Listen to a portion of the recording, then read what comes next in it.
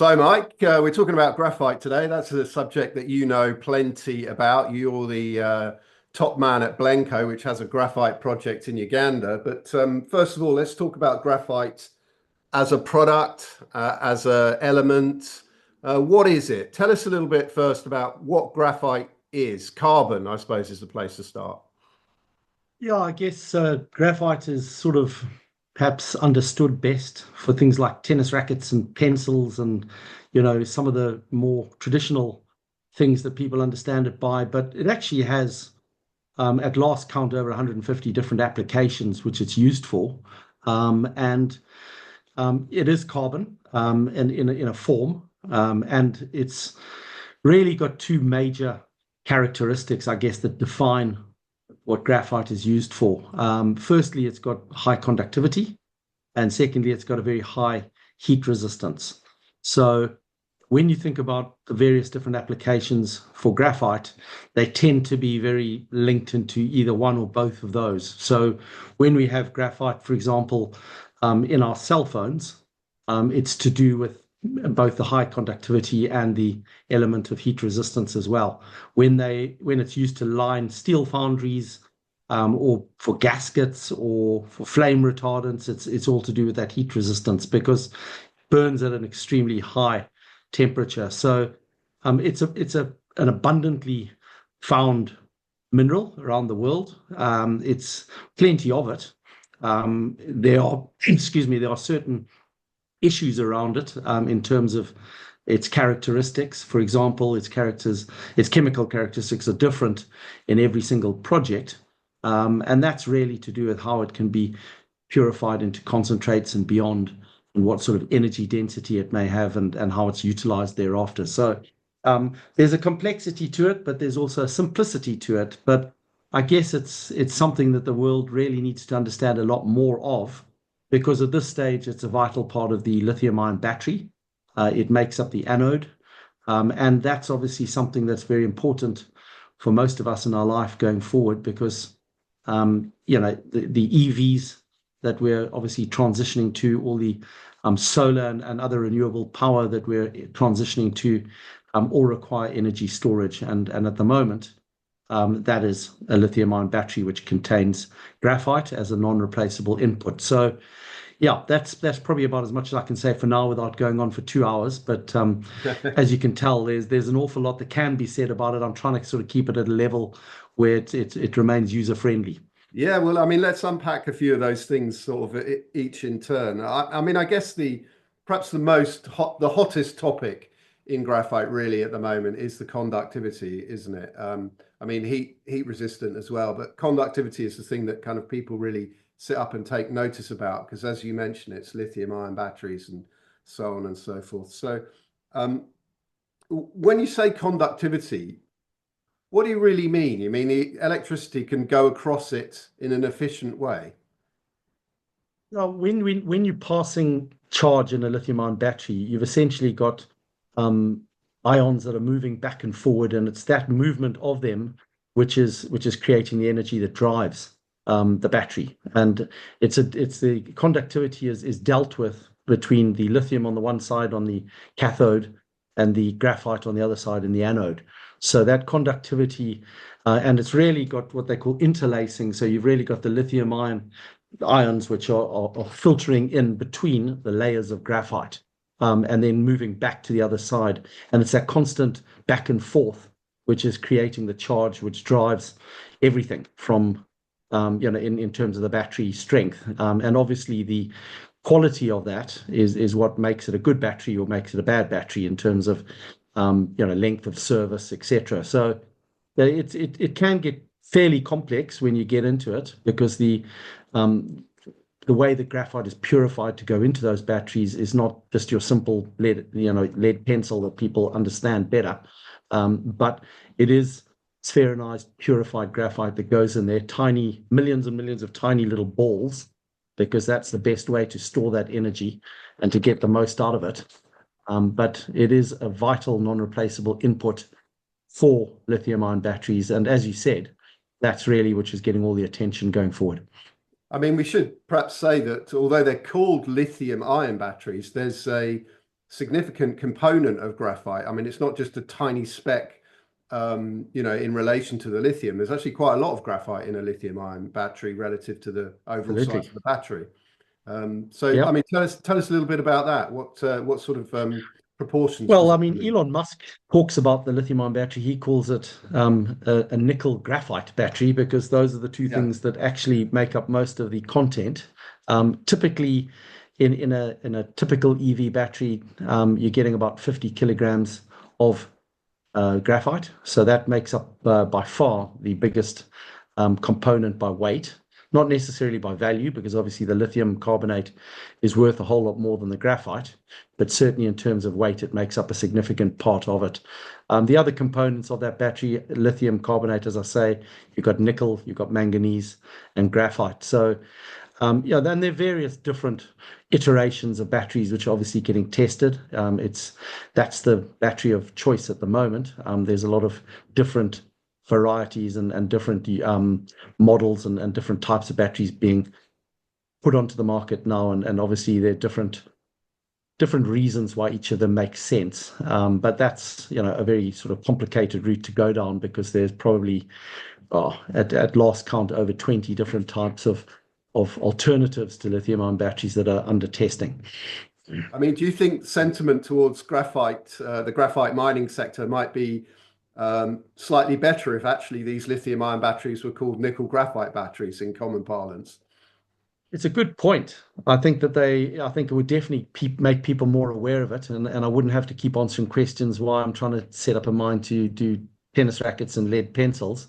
And people may have a better understanding of what the future demand, why there's such a significant forecast demand for graphite going forward. But at the end of the day, there's a whole educational process that is becoming more, and I think the market's becoming more and more aware of it. It's just a question of trying to unpack it all and get people to really understand that if we're going to have an energy transition, graphite's a significant part of that. Yeah, I suppose the lithium price hasn't been doing that well lately either, even though the battery is called the lithium-ion battery. I mean, you mentioned a moment ago, Mike, that graphite is actually quite abundant. It was a sort of passing phrase that you used. So, how much graphite is there in the world? How easy is it to find? And then, you talked in your follow-up remark about the sort of varying complexities of the processing. But I mean, is there a lot of graphite just sort of spread around the world in its initial form? There is. And and most of the projects have significant graphite in them as well. For example, our project, Blencowe's Oran Cross project, has an estimated 2 to 3 billion tons of graphite, which is a heck of a lot of graphite in one project.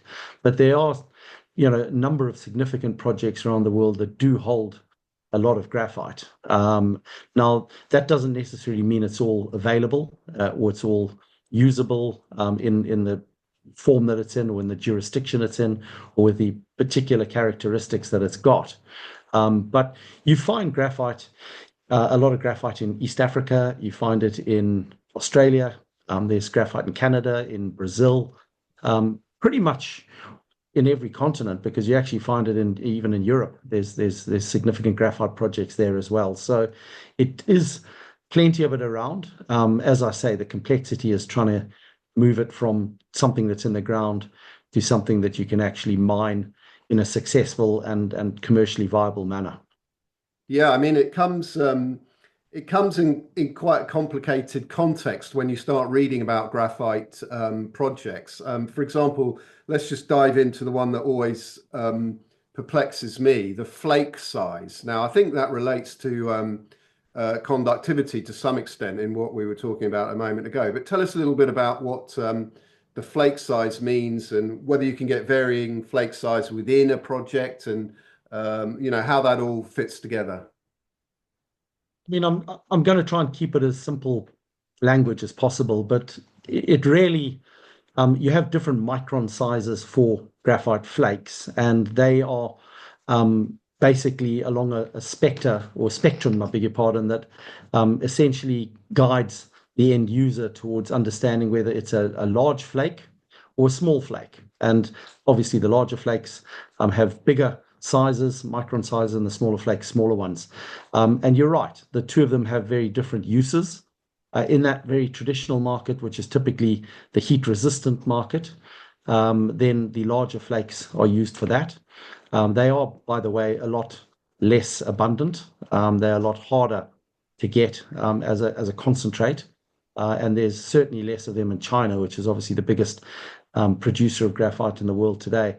So they sell for a lot more as a concentrate. But the large flakes are different from the small flakes, and the small flakes are the ones that get essentially put into the purified, as a purified product, get put into the electric vehicle, into the lithium-ion batteries for the electric vehicles. So the flake size is something that occurs naturally.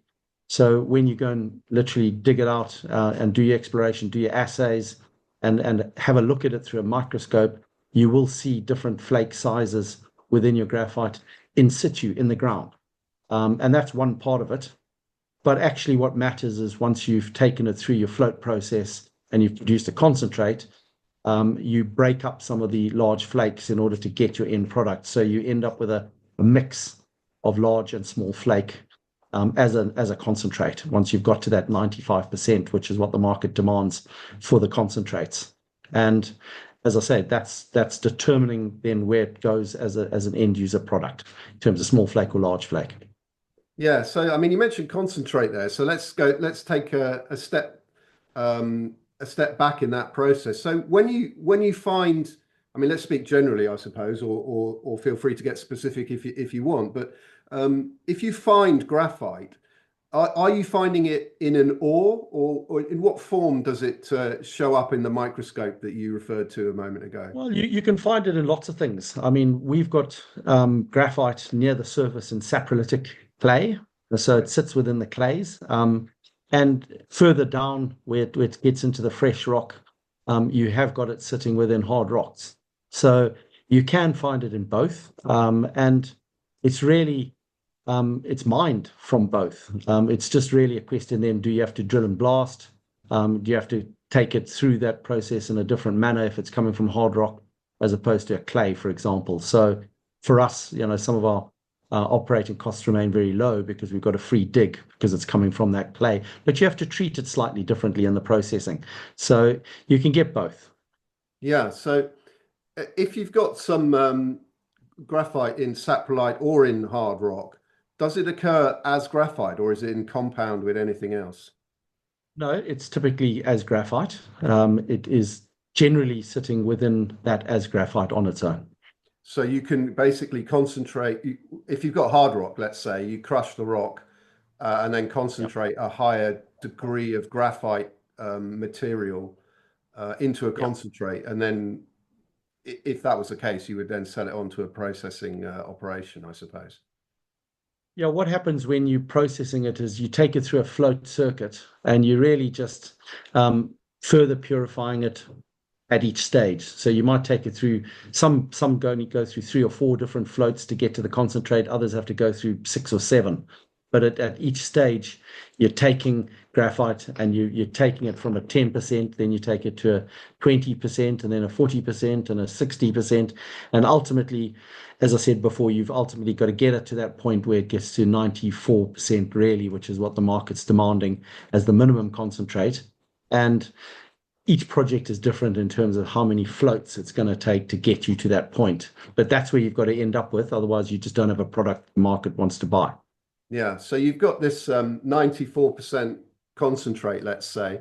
How does that appear? Do you sort of bag it up in sacks and ship I'm it going to out? find you a little bit if I can find some on my desk.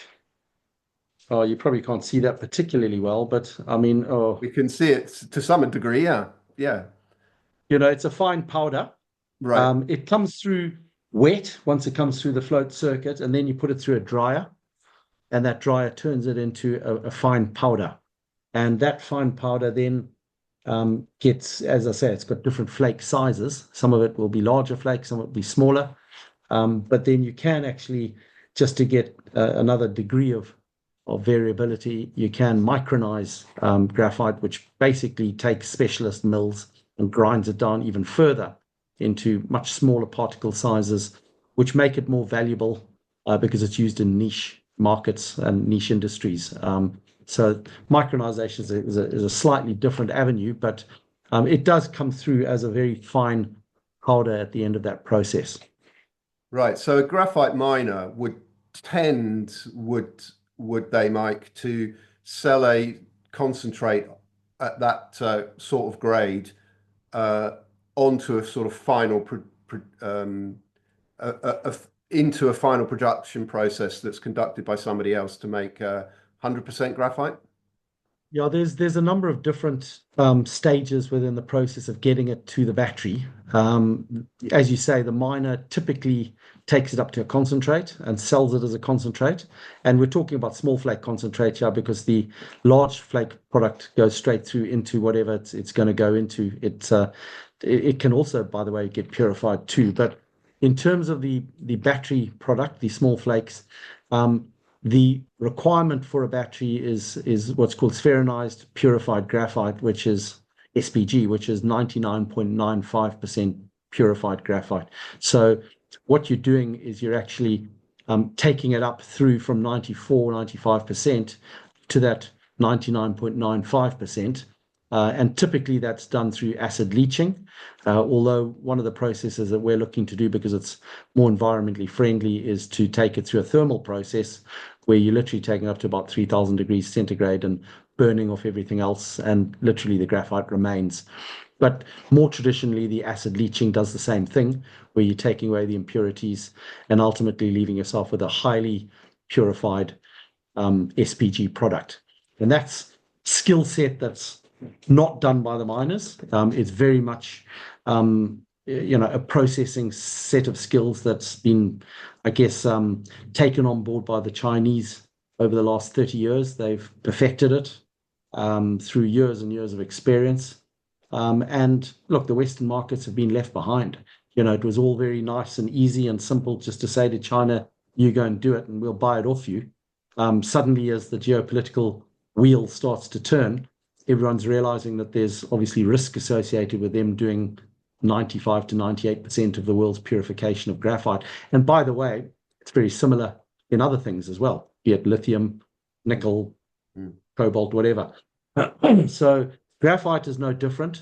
The experts sitting in the middle purify it, if we can call it, or beneficiate it. And they make a lot of money.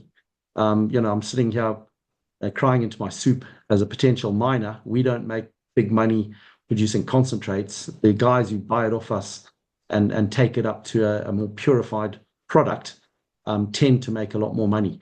And then it takes another step beyond that, because actually what goes into the battery is firstly, it's an uncoated SPG, uncoated spheronized purified graphite. It has to be rounded, which is what the spheronization means, because the more round it is, the more value it's got, the more energy content it will hold. And then ultimately it has to be coated.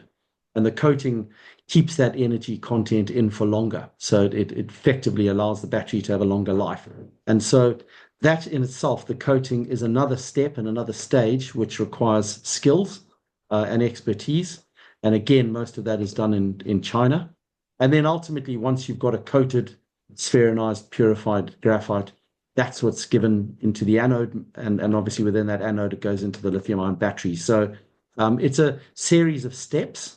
And we find ourselves in a situation now as a world where, in order to avoid, I guess, more geopolitical risk, we need to try and find ways and means by which we can take those next steps and do it outside of China. Otherwise, we're going to be beholden to them forever. And that's a big part, I guess, of the strategies in many Western countries today, is to try and take away not just the avoidance of critical minerals in terms of mining them, but much more so in terms of processing them into the end products. Yeah. So just talking about the SPG though. So you've got SPG and you're coating it. So first of all, what does SPG look like? And also, what does it get coated in? Well, it's a round. I mean, I say it's round because it's called spheronized. But if you actually look at it under the microscope, you will see that it's almost impossible to get a totally round graphite. But the more rounded it is, the better. And so when they talk about the quality of your product moving from a concentrate up to an SPG, it's really about how rounded it can get, how many of them you can fit into that very tiny small space. And ultimately, it's all to do with those characteristics in terms of tap density, energy content, things like that. So it becomes highly specialized, and obviously there are experts around the world who understand that and will be able to explain to mere mortals like us exactly what your product looks like and whether it's of high quality or not so high quality. And ultimately, that's what the battery manufacturers or the anode manufacturers are looking for, because higher the quality that they're buying, the better it's going to perform in their end product. And so everybody's seeking best quality product. And so again, when we started this conversation, I said there's lots and lots of graphite around, but taking it through to the end user is what counts. And being able to do the necessary metallurgical testing that ultimately proves that your product can actually get to that highly purified state and be one of the graphites or the SPGs that actually hold the best energy content, the best spheronization, all the things that matter. That's what all that millions of dollars of test work that we get to do is all about, because it's really about, I guess, impressing the end user that they're going to get the best quality product around. And yeah, look, it's as I say, it's a technology and a complexity that labs around the world are very good at. Again, the Chinese are very good at it as well. But each and every project is different. So you've got what you've got.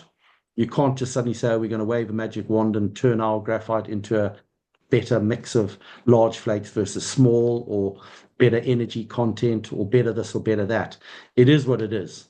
And look, that's not entirely true, because very good processing capabilities can make your product better, but it's not going to turn A into Z. It's going to change it a bit, but not completely turn it into the best product forever. So yeah, it's a complexity that few understand. We're learning as we go. I mean, we've been involved in the space for 5-6 years now, and I can honestly say that I'm learning something new every single day, and I don't think I'll ever know as much as some of the experts that I talk to on a regular basis. They sort of throw a few lines out and it goes straight over my head in 5 seconds. But the reality is, for the complete speciality stuff, we can get good advice from experts who do know this stuff and do know what they're talking about, and then you can adjust your processing accordingly, or you can obviously understand what it is you're going to sell that product into, for what reasons,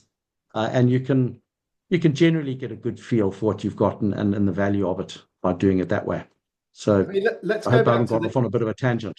Let's go back to the flake size. You just mentioned that a second ago again, because I think I got that wrong, or I have got that wrong in the past. So just to reiterate what you were saying, the larger flakes are more likely to be used in flame retardants, and the smaller it goes, that's the more that type of material ends up in the batteries. So the smaller stuff is the more conductive graphite. So the irony of this particular scenario is that the smaller flakes, which are the product that is required in the batteries, is actually the product that we get the least value for.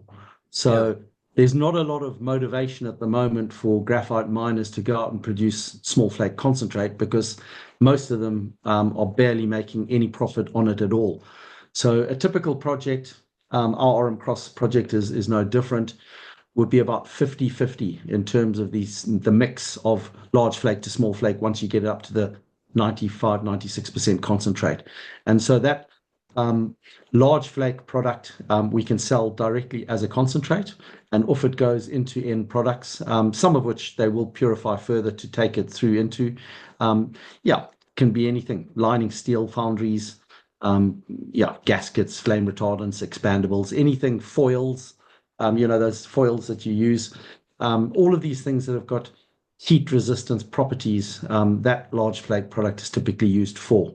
And you can actually had some. No, I think I've got pictures somewhere. I don't have them at hand to show you, but there's many, many different things that it's used for. And then the small flake product is what I'm talking about that gets taken up to the SPG and ultimately into the anode for the batteries. And yeah, look, the big, big challenge for everybody in terms of trying to make commercial sense and rationale of the graphite space is how do people get value for that approximately 50% of their end product that's sold into the largest growing market, because obviously the battery market, and particularly through for the EVs and for renewable storage, that's the largest forecast demand growth in all graphite.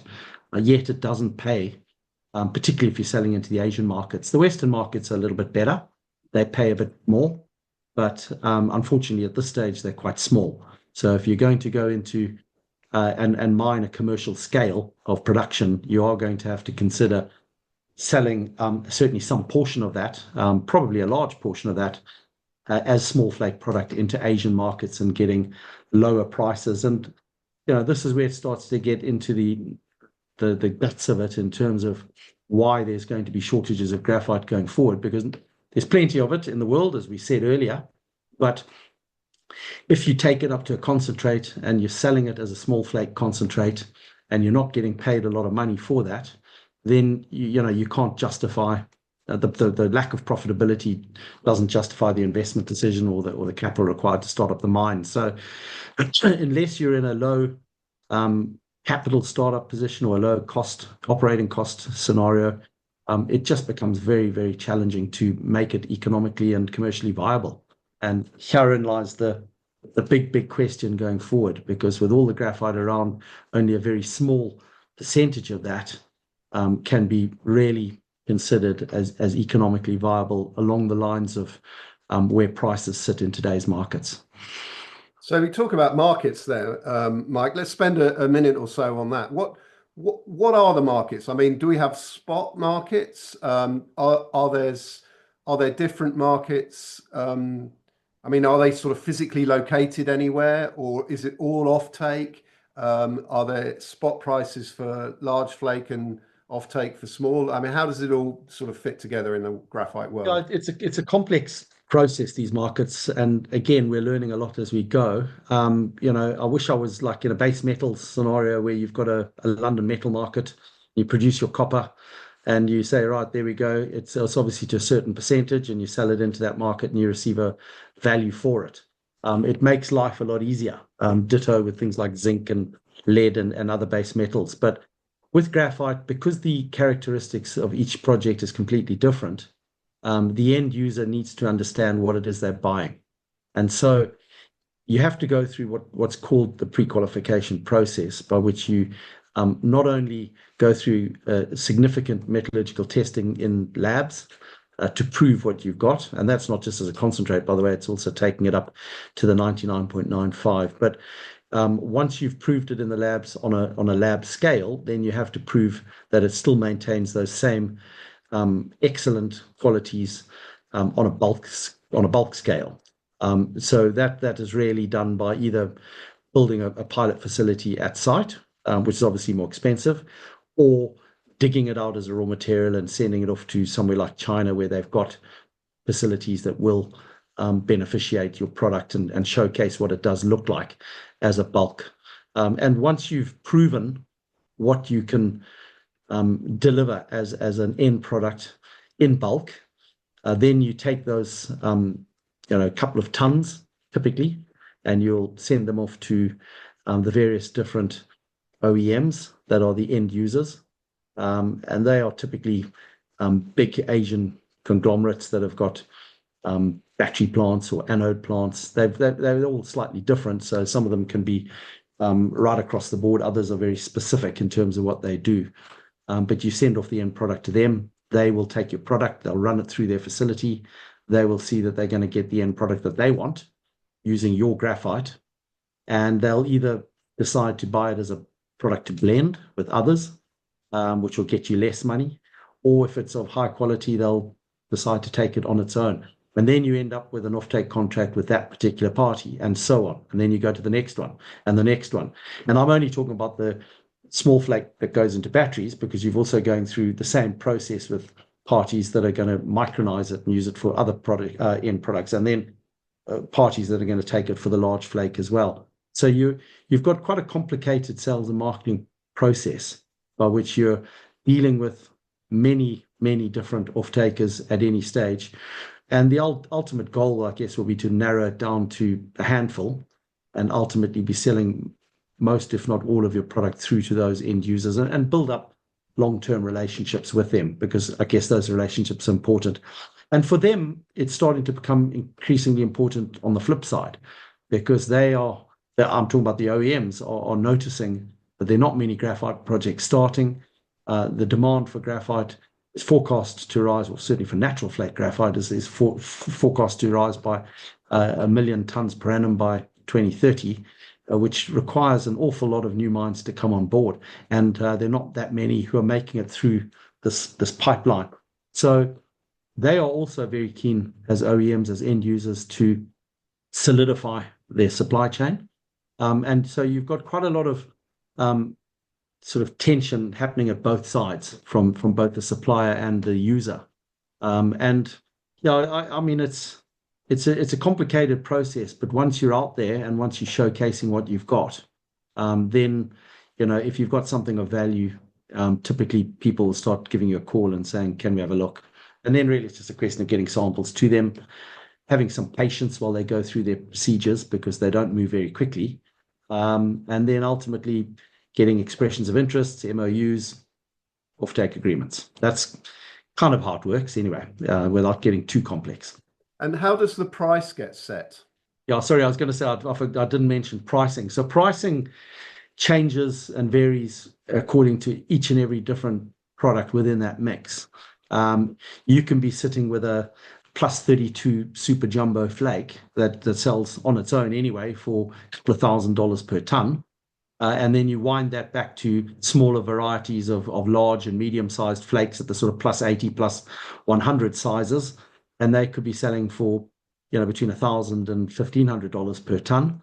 And then you wind all the way down to the smaller sizes, as we talked about, which is ultimately going into the battery.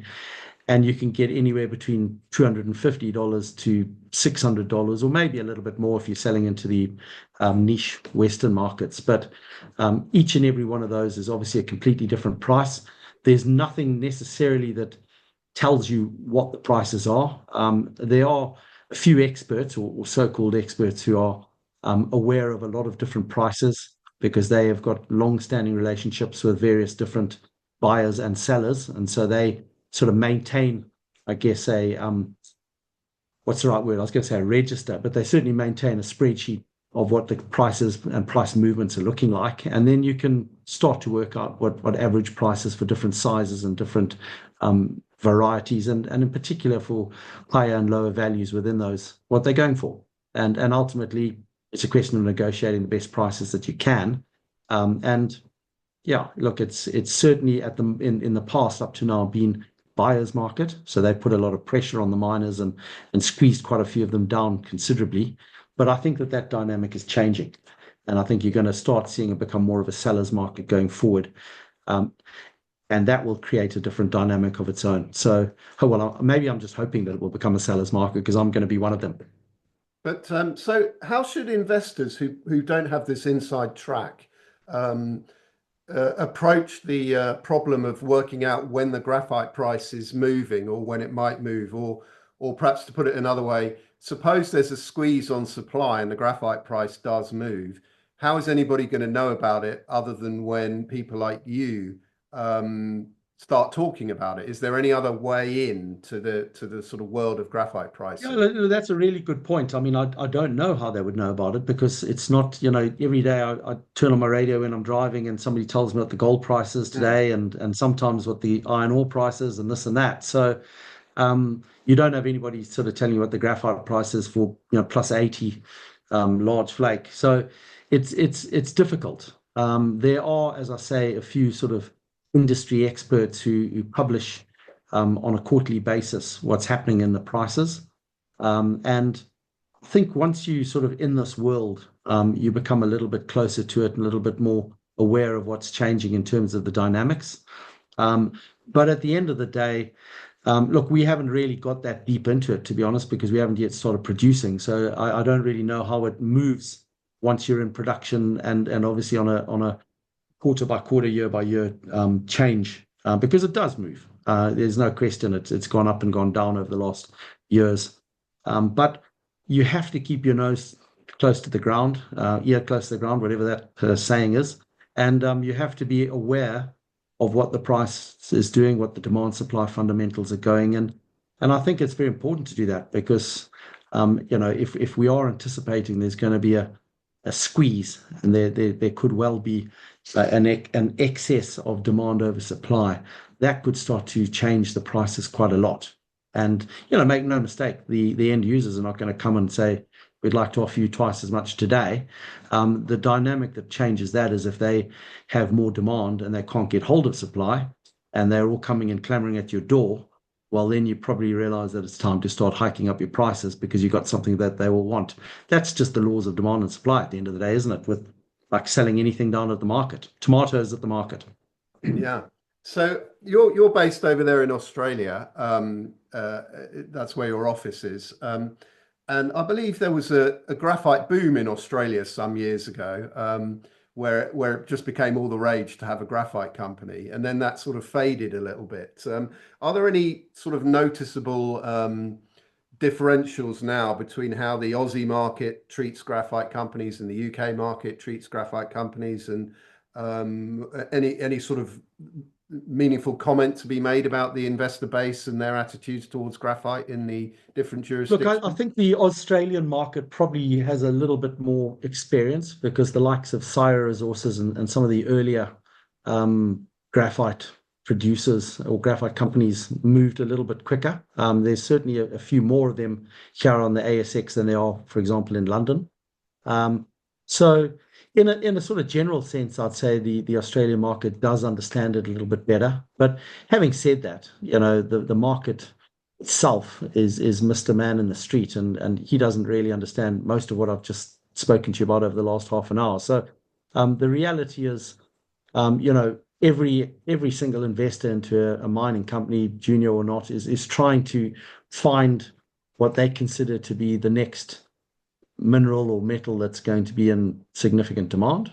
They're all sort of listening to the taxi driver and he's telling them what he thinks, and everybody's sort of making their 2 cents worth as a judgment call, the old counter-cyclical one. And then they're all trying to say, okay, if graphite, for example, is considered to be one of the next metals that's going to take off, which company in that space should I be looking at? And to me, it's not necessarily so much about where it's listed. It's really more about where the project is located, and what it looks like as a project. And there are other things that matter beyond that in terms of the strategy and in terms of the relationships to help get it into production and deliver on that strategy. But fundamentally, and it's probably no different. I mean, I've done gold, I've done base metals, I've done coal. At the end of the day, the project is the project. And if you've got a ripper of a project, it really helps. If you've got a poor project, you can be the best spruiker in the world. And I've known some pretty good ones. But generally, you get found out after a while because at the end of the day, you're selling a product that's inferior. So, yeah, if investors are sort of looking, I wouldn't necessarily be saying, oh, I've got to go to the ASX to look for a graphite company versus London. I mean, it's not that. It's more about what does the project look like? Is it in a safe location to build a long-term project? That's extremely important because there are a number of locations that I wouldn't touch with a barge pole. But beyond that, is it a project that's ultimately got the basic fundamentals that may well help it to achieve success? And for me, that's down to low capital cost to start it up, low operating cost to try and ensure a margin, and a high purity of end product to actually get sales, particularly when the market is tough.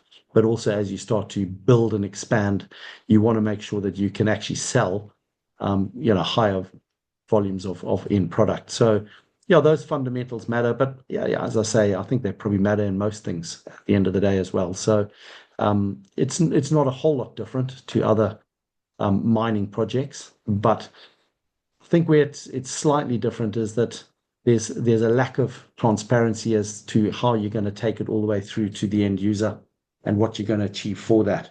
And so it probably requires a little bit more research into that company and what it looks like in terms of its strategy and in terms of its product and in terms of the mining operation. So you mentioned something in passing just now, which I was going to ask earlier, but we moved on to different subjects. So should we consider graphite a metal in this Well, context? technically, it's not a metal. Technically, Yeah, it's a mineral. I sometimes call it a metal because people just don't necessarily understand if you call it a mineral. yeah. But it is technically not a metal. It is a mineral. But it seems like it seems like calling it a metal actually does make some sense in the sort of context in which we are sort of operating at the moment. Yeah, I mean, to me, I just don't care. I mean, whether you Yeah. call it a mineral, whether you call it a metal, I mean, to the end punter out there in the street, it just doesn't make an iota of difference to them, does it? I don't know. I mean, when you have your graphite tennis racket, which you talked about at the beginning, it sort of feels metallic in a way, doesn't it? Or your graphite shaft on your golf club. I mean, it Yeah. does for sure, Yeah. but that's a lot of the products that they're blending with it when they make it. It's Right. not Right. just solely graphite. They'll obviously have different strengthening alloys that they put in there with it to make sure it's not too brittle and snaps straight away. Yeah. And while we're on the consumer aspect of it, I mean, people obviously know graphite from their pencils. Is that actually a major source It of is demand? actually. I mean, there's still a big worldwide demand for lead pencils, and graphite is definitely used for that. So yeah, and some of the things which don't necessarily get mentioned, I guess, as often is graphite is actually used in almost every battery. So our lead acid batteries that we drive our ICE cars at the moment have a decent component of graphite. The alkaline batteries that are used to, for your remote control, they have graphite within them as well. Cell phones have graphite. Plenty of things that you don't necessarily understand. Of course, they're not huge, big volumes in some of those things like cell phones, but yeah, the pencils the definitely require graphite, and I can't tell you off top of my head how many tons per annum is used in that, but it's actually quite a sizable portion of that traditional market. So do you imagine that some of the graphite you might end up producing will end up in people's pencils then? Could do. It could do because we could easily be selling it to a middleman player or middle OEM that ends up with their own supply chain or their own customers that they're supplying into, and some of them may have end uses that we're not aware of. As I've said a few times, we're not a completely integrated end-to-end miner who's selling the end product. We've got a bunch of different processing people in the middle. We have a slightly different strategy in Blencowe that we're trying to take one step further down that line and get an SPG produced in country, which we think will help commercialize and help with the success for our overall modeling. But most miners, almost all of them, are just content to make a concentrate and sell that, and they wouldn't have a clue where their product is ending up. They wouldn't even want to know, I guess. They're just selling it to a middleman. Thank you very much. Off you go. So you talked earlier about how the smaller flakes are lower margin, and but they are used in EV batteries, and I assume that that's one reason why you guys at Blencowe have uh, tied up this deal with the European bus uh, company. I can't remember its name, Mike, but you'll Safe tell. Loop is the name of the initiative. Yes, Safe Loop. Yeah, That's right. it's not a European bus company. It's actually the EU trying to deliver a standardized EV bus across the continent using a Generation 3 lithium-ion battery. Yeah, sorry, I garbled No, no, no, that's fair enough. the intro there. So Safe Loop. So but to sort of follow on from the points you were making earlier, that the idea is that because this part of your product is lower margin, tying in customers like Safe Loop makes sense as to do that as early as you can, and that's what you have done. Yeah, I mean, to try and put it into sort of money terms, um, we are one of the lower cost operators out there, and I think we're going to be sort of close to $400 per ton to deliver an end product as a concentrate.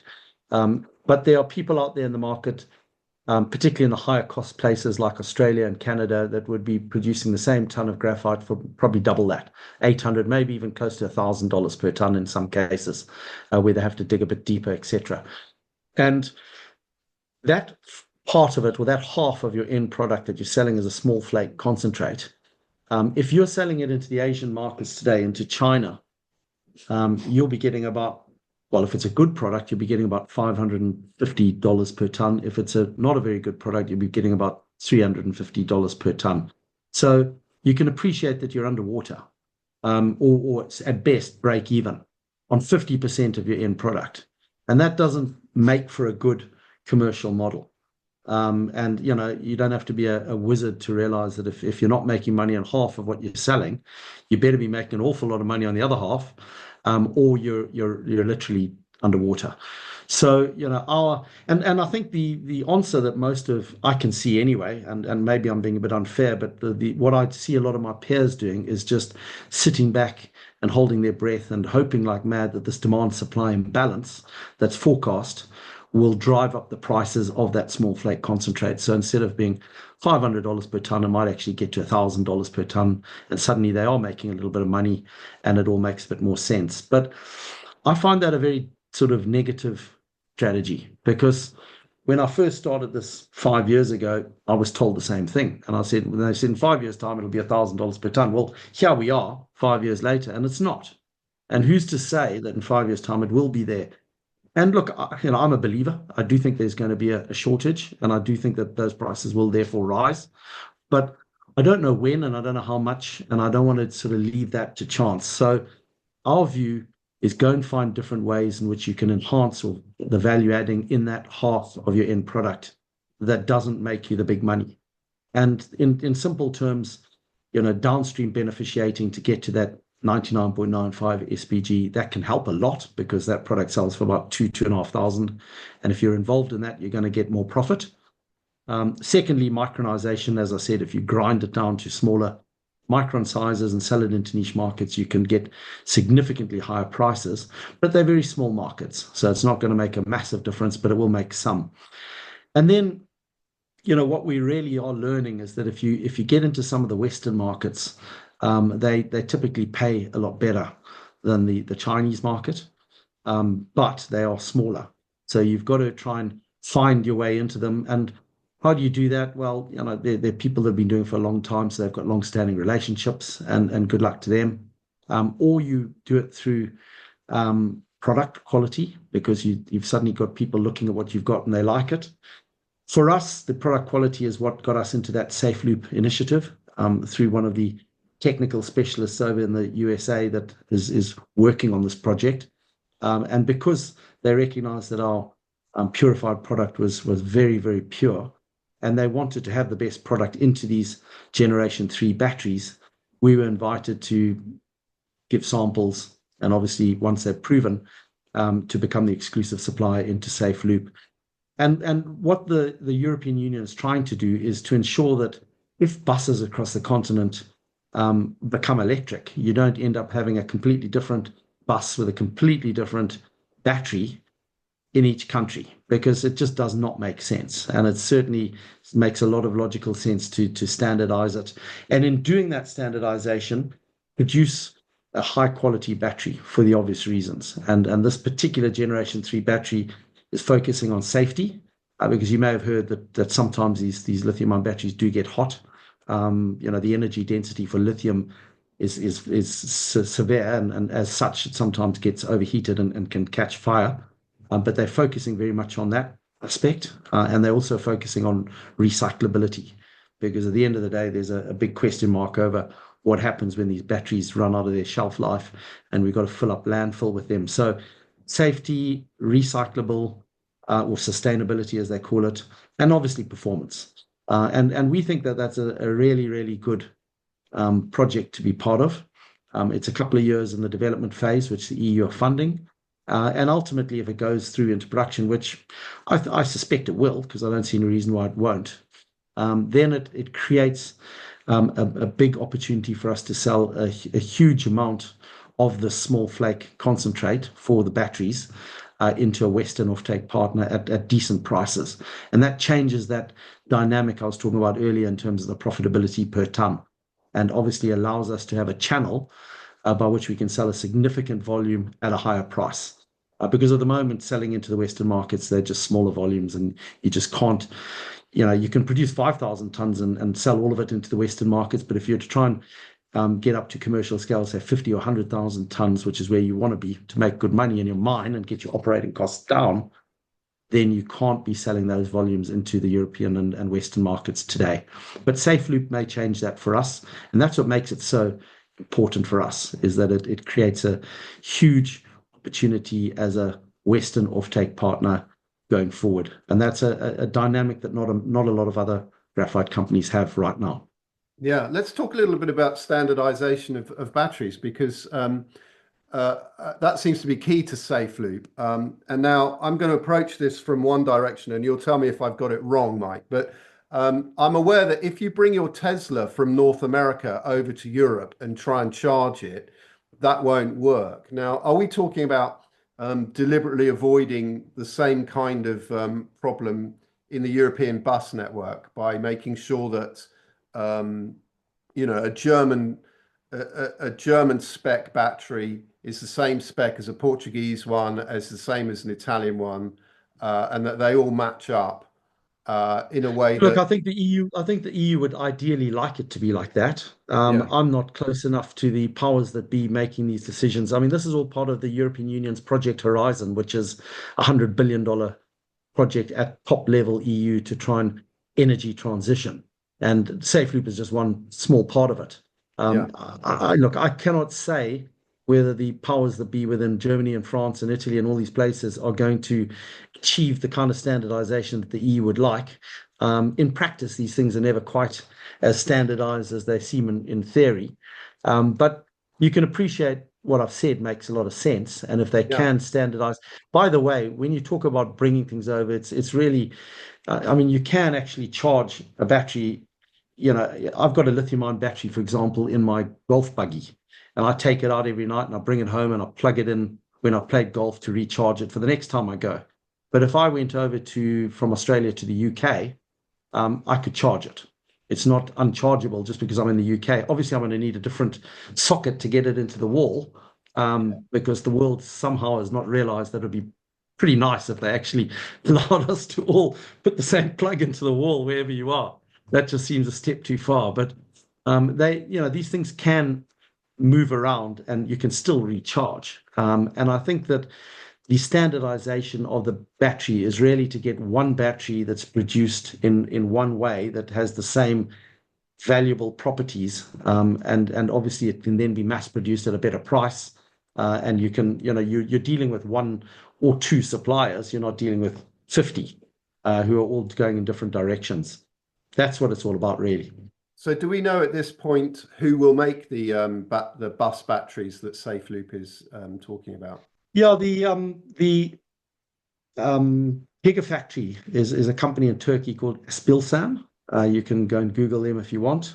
They are preferred manufacturer of the battery, but somebody else will be producing the anode that goes into that battery. So as I say, everybody's got their little piece of the pie. You kind of make it, you move it on to the next. They sort of add their 2 cents worth and pass it along, and ultimately it gets to the Gigafactory, who will make the battery itself, and then they'll pass that on, which goes into the rolling stock manufacturer who puts it into the bus. And in theory, it's a great concept because you've got experts in all of these different fields who are working together to ultimately produce something of great value. We're going to be at a conference or at a meeting of SafeLoop in a couple of months, meeting up with all these various different team members and parties, and it'll be very interesting to sort of get their views on it all as to what the size and scale of this looks like. Because look, some of the numbers we've been given in terms of our requirement for natural flake graphite are absolutely huge. Excuse me, frightening in a good way, because it means I can scale up my production to something that really makes a lot of sense. But it's clearly a big project that the EU really want to put a lot of a lot of thrust behind in order to make sure that they create, if you're moving across from a petrol or diesel bus as standard to an electric, that they do it in a way that's makes a lot of sense going forward. So let's do a little flow sheet then, a verbal flow sheet. We take your small flake graphite from in the ground where it is in Uganda. What stages will it go through before it ends up in the Turkish gigafactory? Well, as I said before, we mine it, we'll take it to a concentrate. In this particular instance for Safe Loop, we're probably be selling it as a concentrate. So it's a small flake concentrate sold. Now, at this point, we don't know exactly who's going to be our buyer because it'll be one of several parties within the Safe Loop team. But within that team, there's going to be a preferred party that will manufacture the anodes. And so they will either themselves or have another party underneath them that will be purifying the graphite and then putting it into the anode. Once they've created this anode, they will then sell it into the battery manufacturer, the gigafactory, who will put it together with the cathode, and ultimately it becomes the end product as a lithium-ion battery. So different parties doing their little bit along the way. And as I say, I don't know exactly the names of who's going to be buying for us. That's one of the things I've got to work out when we're all together, because there are various different options as to whether parties that have got the technology are actually going to be doing the manufacturing, or whether they're going to subset that out to other people to do it for them. And do you guys sell FOB, as they say in the mining sector, or how does it work from that perspective? We will again. It could be different because we're looking to sell SPG as well, but yeah, we would be looking to sell FOB. Right. So let's talk a little bit about the Orem Cross project then before we close, Mike. Just tell us sort of some of the bullet point highlights of why it's a project that looks worth developing to you guys. Well, let's go back and sort of dissect all the key points that we've talked about over the last 30, 40 minutes. First of all, I said you want to make sure that you're in a project that's in a safe location. Now, for me, you can probably tell with my accent, I come from Africa. I was born and bred in Zimbabwe in Southern Africa, and I actually spent 5 years living in Kenya in East Africa. So I know the area pretty well. And there's only a handful of countries in Africa that I would bother going and putting a long-term mining project into play, because the rest of them just carry too much risk. And we're like moths to a flame, us mining types, because we get all excited by somebody doing some drilling, some early stage exploration. You suddenly find there's 10 grams per ton of gold, or even better, or 5% copper, and you suddenly waking up with cold shivers. You're so excited, and then you suddenly realize it's in a location that's either completely inaccessible, or it's got risk in various different other ways, including war, which just make it untenable, because at the end of the day, you raise a lot of money, you put a lot of time and effort, and it can get taken away from you. So safety of location is paramount. And one of the key aspects when we first did due diligence on Orem Cross was having a really good look at Uganda. And for us, a former British protectorate, and don't underestimate the fact that they speak English, because that's very important. Some of these places that speak Portuguese or something, it becomes very tricky. It's a very benign place in terms of what goes on there. And I'm not saying that in a negative way. I'm saying that positively. I think the East Africans work very hard. That particular country is very anxious, from the very top man himself right through to various people on the ground, to try and lift itself up and show it as being a much bigger and better resource and mining country than it is, because it's probably sat under the radar for a long time, and definitely in comparison with some of its neighbors. So we like Uganda a lot. It's got some key focal points and characteristics which make it stand out. And one of those is that it's got an awful lot of water. The Nile River starts at Lake Victoria and then runs through various lakes in Uganda. And it's a very powerful current of water. So they've put some hydroelectric power stations there, and there's abundant, cheap energy through that national grid, and it's very stable. So that's a huge advantage. One of the biggest costs in any mining operation, and particularly in a beneficiation plant, is power. And in this world where sustainability is important, having it as hydropower is important too. So Uganda, big tick for us. And probably the only negative we found about Uganda is that it's a landlocked country. It's quite far away from getting it to a port. But if we were mining and selling iron ore, coal, or something where you're literally exporting tens, if not hundreds of millions of tons a year, that would be a problem because it would cost too much money.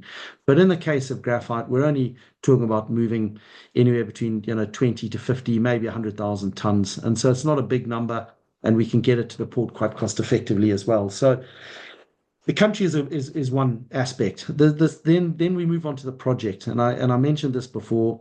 You've got to have the trifecta, the holy grail, as I've been known to call it: low operating cost, low capital cost, high purity of end product. We've got all three, and I can't say enough how much that matters, because our job as a management team is to try and get the best out of your project. But it's like having the 14th best horse in the Epsom Derby, and you're whipping this thing to death as you come around the last bend, and it's giving its all, but it's never going to make it past the finishing post first because it just doesn't have enough to make it. If you've got a project that doesn't have full component of my trifecta, you've got a world of problems. And I don't want to specify particular pairs because I don't think that's the right forum to do it. But some of them I can see have got very high capital costs, and it's taken them years and years and years to try and assemble together debt and equity. And by the time they've done it all, it's gone up by another 20% through inflation. And then they go and grab hold of that. And once they're actually in production and trying to service that debt or repay it, they're going to have other problems to deal with. And then the other one is obviously the operating costs. At the end of the day, you're in a high cost jurisdiction. I live in one of them here in Australia. It's ridiculously difficult to mine anything cost effectively here today.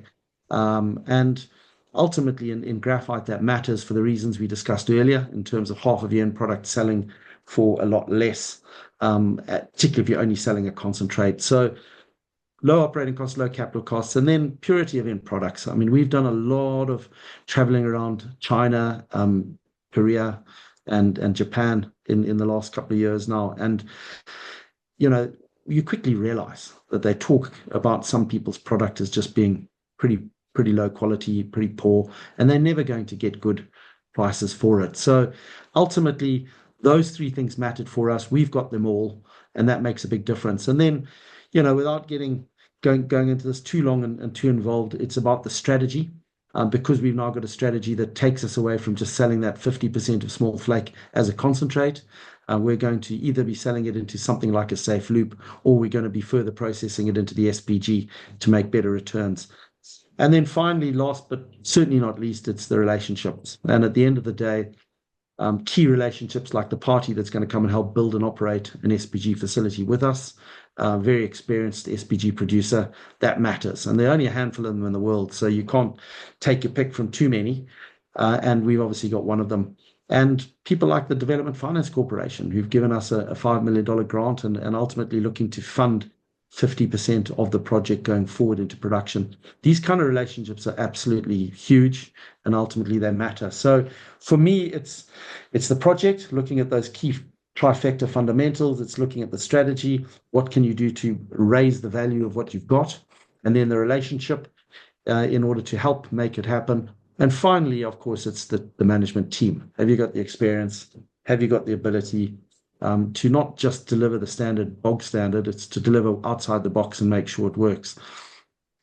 And look, time will tell on that one because we haven't got to production yet, but we've certainly come a long way in 5 years. Most of our peers have been rattling around in the space for 10 to 15 years, and I think we've caught them all up. So, our ambition is to get this project into production in an early stage next year, and thereafter to expand it and obviously prove it can be one of the best and most successful graphite projects in the world. So production next year, that's great to hear. What can you say about the economic studies that you've done or you are doing in terms of the types of numbers that investors can expect? Yeah, we did a PFS a couple of years ago, which showcased a very profitable, low cost, low capital cost, low operating cost, profitable, and that was great. But we were only going to sell a concentrate, both as large and small flake within that. And we had taken numbers that are sort of bandied around by the so-called experts, and shoved those into our PFS, just like everybody else does. But when we were running around China doing our bulk sample pre-qualification process, getting all those samples through to the end users, we realized that the prices that you're certainly going to get in China, where most of the bigger quantities are sold, are just not as high as people were saying. So we realized that you can try and fool yourself. And because it's not really known, as you say, the market doesn't hear about it like it does in terms of the gold price or iron ore or something else. The market isn't aware. So it's very easy for companies to pull the wool over people's eyes and say, oh, we're going to be hugely profitable because we're going to be selling at a weighted average basket price of $2,000 per ton. And it's quite difficult for the man in the street to say, hold on, that's just not true. But I'm not a fond fan of pulling the wool over my own eyes, because I can tell you it can lead you to run into a brick wall at 100 miles an hour. So we realized that we needed to understand this in what I consider to be a realistic selling price environment. And it said to me loud and clear, you've got to go and find different ways to sell your product that make sure that you're going to get more value.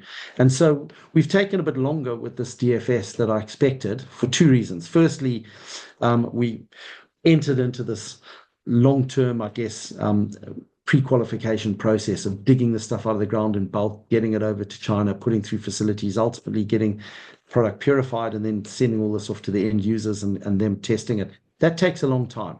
I mean, we did a 600-ton bulk sample test.